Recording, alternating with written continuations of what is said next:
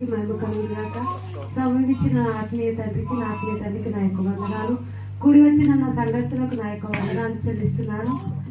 గ్రామానికి కానీ మా బంధుమిత్రులకు అందరికీ కృతజ్ఞత చెల్లిస్తున్నాను. మా సాక్ష్యం ఏంటంటే సంవత్సరం అంతా దేవుడు తన రెక్కల కింద మమ్మల్ని దాచి సజీవ లెక్కలు ఉంచిన నా తండ్రికి కృతజ్ఞత చెల్లిస్తున్నాను.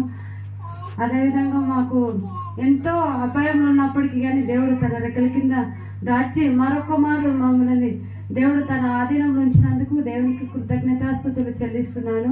ఈ సంవత్సరం అంతా మాకు హాస్పిటల్ అంటే ఏంటిదో మాకు తెలియదు. మాకు కానీ పిల్లలకు కానీ అస్సలు ఏమిదో తెలియదు. మాకు ఆ చిన్న చిన్న జలుబులు వచ్చినాయి కానీ కేవలం అది దేవుని కృప. అదే నేను సిరపులు చేసి కంట్రోల్ చేసుకున్నా కానీ హాస్పిటల్ ట్రీట్మెంట్ అంత కృప మాకు ఇవ్వలేడు దేవుడు.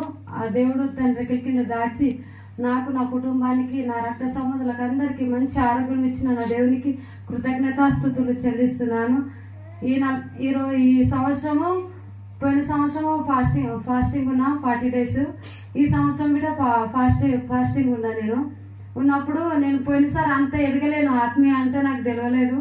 ఈ సంవత్సరంలో నేను ఒకటే అడిగిన, ప్రభువా నేను 40 రోజులు నీ తీర్మానంతో నైనా నేను మందిరంలోకి వెళ్ళాలయ్యా. వానలు వచ్చినా తుఫాన్లు వచ్చినా నేను వెనకాచిన వేయదు ప్రభు అని దేవునికి రోజు మొరపెట్టినప్పుడు దేవుడు నాకు 40 రోజులు అదే విధంగా 40 రోజులు వెళ్ళే కృపనిచ్చిండు. నా చిన్న బిడ్డలు పెట్టుకుని పోయినప్పటికీ కానీ మాకు ఎటువంటి అనారోగ్యం ఇవ్వలేడు, మంచి ఆరోగ్యం ఇచ్చిండు. దేవుని కృతజ్ఞతాస్తుతులు చెల్లిస్తున్నాను.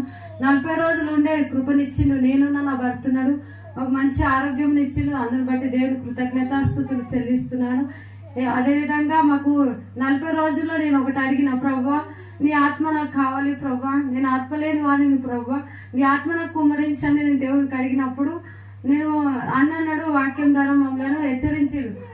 ఆత్మ లేని వాళ్ళు ఆత్మ గురించి ప్రార్థించుకోండి అన్నప్పుడు నేను 3 days వెళ్ళినా కానీ అదే విధంగా వెళ్ళినా వచ్చినా అసలు ఏమి స్థిరంగా నేను లేనప్పుడు నాకు ఏదో మనసులో వేదన కలిగింది.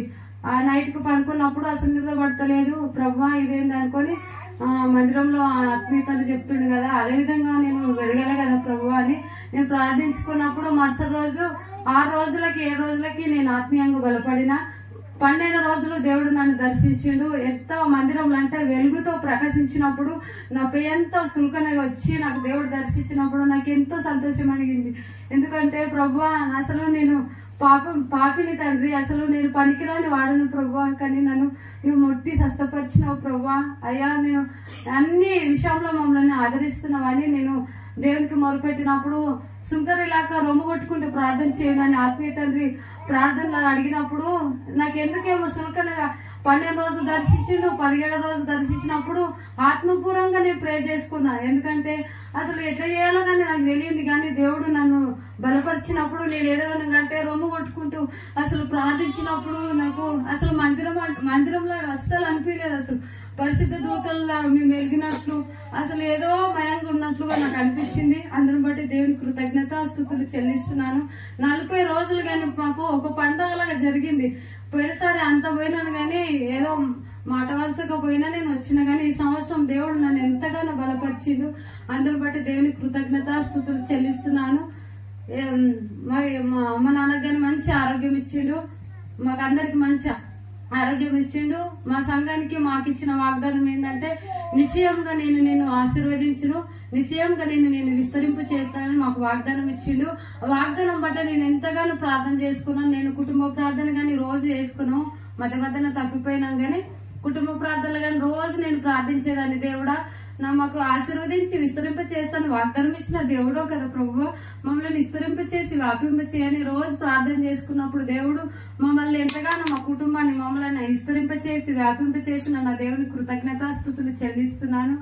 అదే విధంగా తండ్రి ప్రభువా మేము తండ్రి నేను ఫ్రైడే ఫాస్టింగ్ ఉండాలని దేవునికి ఈ సంవత్సరం తీర్మానం తీసుకున్నా. తండ్రి నేను శుక్రవారం ఫాస్టింగ్ ఉండాలయ్యా అన్నప్పుడు ఈ సంవత్సరం అంతా దేవుడు తన దగ్గర కింద దాచి ప్రతి శుక్రవారం ఫాస్టింగ్ ఉండే కృపనిచ్చిన దేవుడు. అందుని బట్టి దేవుని కృతజ్ఞతాస్తుతులు చెల్లిస్తున్నాను. ప్రతి సండే గానీ మేము చర్చికి వెళ్ళినాం.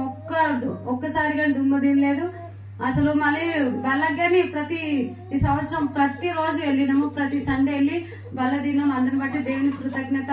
మాకు ఇంత మంచి ఆరోగ్యం ఇచ్చిన నా కన్న తండ్రికి స్తుతులు స్తోత్రాలు చెల్లిస్తున్నాను. మా సాక్ష్యం ఏంటంటే ఈ సంవత్సరం అంతా దేవుడు తన రెక్కల కింద. అసలు హాస్పిటల్ అంటే నాకు చాలా భయం, ఇంజక్షన్లు గాని అవంటే నాకు 3 పిల్లలు ఇచ్చిన నా దేవుడు గాని అది దేవుని కృపనే. నాకు ట్రీట్మెంట్లు అవి చేసుకోవాలంటే ఎవరైనా చేసుకున్నా కానీ నాకు భయం. ప్రభా నేను ఒకటి అడిగిన, లోక ఫాస్టింగ్ ప్రేయర్ లో అందరికి అసలు ఫీవర్లు వచ్చినాయి, డెంగ్యూ ఫీవర్ అవి వచ్చినప్పుడు నేను కన్నీటితో ప్రార్థన చేసుకున్నాను. ప్రభా నాకు చిన్న బిడ్డలు ఉన్నారు ప్రభా, అసలు నువ్వే కంచె కాపుదలేవు ప్రభా. ఈరోజు ఐగుప్తు రోగం మా పిల్లలకు మాకంటే ఒక ప్రభా నేను ప్రార్థించుకున్నప్పుడు దేవుడు మాకు సజీవ లెక్కల నుంచి మంచి ఆరోగ్యం ఇచ్చిండు. ఫాస్టింగ్ ప్రేయర్స్ అయిపోయిన తర్వాత మాకు పాపలకి విపరీతమైన పేరు ఫీవర్ వచ్చింది. ఫీవర్ వచ్చినప్పుడు పెద్ద పాపకు వచ్చింది లాస్ట్ రోజు ముగించుకున్న తర్వాత. దుష్టుడు ఎట్లా పనిచేసిందంటే మా మీద పనిచేయకుండా పిల్లల మీద పనిచేసింది. పిల్లల మీద పనిచేసి పెద్ద పాప అయితే మస్తు ఫీవర్, అసలు కట్టుకుంటే ఒళ్ళంతా కాలిపోబట్టింది. ప్రభా ఇదేంటి ప్రభా అని ప్రార్థన చేసుకొని ప్రేరాలు తల మీద పెట్టి ప్రార్థించినప్పుడు 3 days కి కంట్రోల్ వచ్చింది. హాస్పిటల్ కి నేను వెళ్ళలేను, నా దేవుడు స్వస్థపరుస్తాడు. అసలు చనిపోయిన సైతం లేపిన నా దేవుడు నా కుమార్తెని ముట్టి స్వస్థపరచాడని నేను ప్రార్థించుకున్నా.